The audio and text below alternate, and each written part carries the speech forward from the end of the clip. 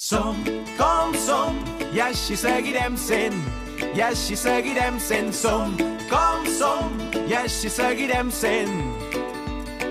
Ei!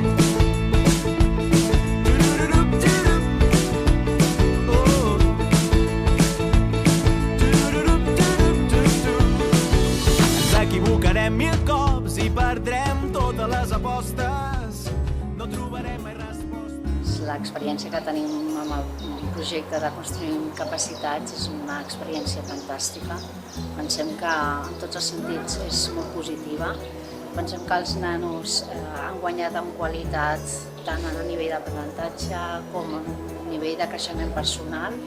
El fet de que hi hagi aquesta coordinació tan directa amb els pares, els professionals que treballen a l'escola, psicòlegs, vetlladors, mestres, que és una coordinació diària, perquè clar, el terapeuta entra diàriament a l'escola, doncs fa que hi hagi molta més comunicació. Penso que també que l'escola ha brindat l'oportunitat de obrir les portes, veure aquesta evolució del nano.